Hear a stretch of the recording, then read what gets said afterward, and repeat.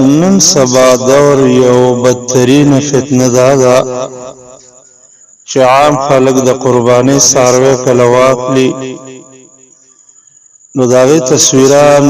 وباسي او به زخفل مو تصویران وباسي او دا تصویران شیر کوي دین یو ساتيري جوړ کیو لوبو ته جوړ کیو د څه ځان خودلو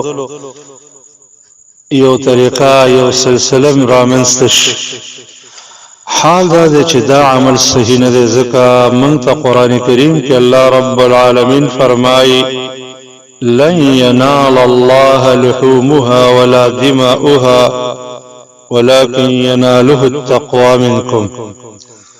الله رب العالمین ته د دې قرباني دا غوښه یو وین نه رسیږي بلکې الله ته چې رسیږي او الله ته چې معتبر دی هغه تقوا ده او دا عمل د تقوا مخالف دی د دې لوی وجدا د چې تصویران اول شریعت کې په شدید الفاظو د تصویرانو نه منع شوی دا کوم علماء چې د تصویرانو سناسه گنجائش ورکړی دی نو هغه د سخت ضرورت په بنیاد باندې چې د یو سخت ضرورت وي نو داغه د وجه نه تصویر کې بسناسه گنجائش وي د کیمرې دا تصویر کې نور په مطلق او عام الفاظ او تصویرانو نه من راغلی دا او دا بالکل به ضرورت دي کې هیڅ فائدہ نشته هیڅ ضرورت نشته او تصویران خپل وغه شیر کې نو یو په فتنه د تصویر کې سره واقع کیږي دویم دا ده چې دا عمل د تقوا خلاف دی وجدا دا چې دا قرباني او عبادت ده عبادت د بنده او د الله رب العالمین تر مابین یو راز دی دی عبادت باندې به بل چاته ځان نه خې دا به ډیر نشو کې بلکې د کوشش وکړي چې زمو د الله رب العالمین تر مابین یو راز شي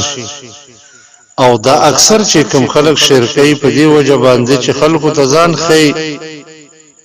چې زما قرباني غټه دا او ما د عبادت کې دومره کوشش کړې دی او خلکو ته ځان خودنه په عبادت باندې دا ریاکاری دا چې دې ته د الله نبی صلی الله علیه وسلم شرک خفي ویلې نبی کریم صلی الله علیه وسلم فرمایي ډیر د یری هغه سیس چې زه پتا سو باندې داغه نه یریګم هغه شرک خفي دی الله د نبی نه پوښتنه وشو چې شرک خفي څه شی دی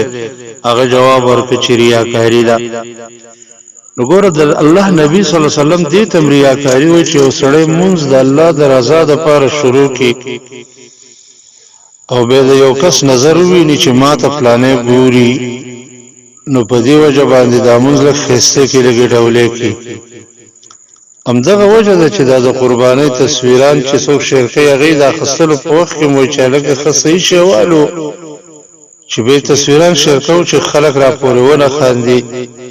خلکو ته خخکار شو مزو کې تصویر شرکول مزه کوي نو د عبادت چې کومه روح دی چې هغه د الله رضا په ذهن کې نیول دي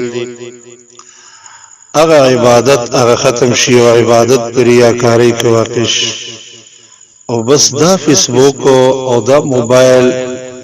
دې چې د عبادتونو غوښند او مزه هغه ختمه کړه دغه هر عبادت تصویر او شیر کول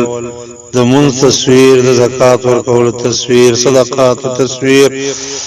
او د قرباني تصویر او دې چې د اخلاص ختم کوه روح د عبادت چې ختم زما خو ګورو کو غواړي چې قربانیان مد الله رب العالمین په در کې قبول شي او عبادت من حيث العبادت پاتې شي نو د دې تصویرانو شیر کولونه د دې نزان او ساتي او د دې په ځبانه دعا وکړي چې ربنا تقبل منا انك انت السميع العليم یا الله زمونږ قبول کې څنګه چې نبی رسول الله دعا کوله چې اللهم تقبل منا یا الله دا عبادت زمونږه قبول کړي دا د قرباني په وخت کې دعا کوله رب العالمین زمونږه او تاسو عبادتونه په اخلاص بنا کړي الله دې په خپل درکړي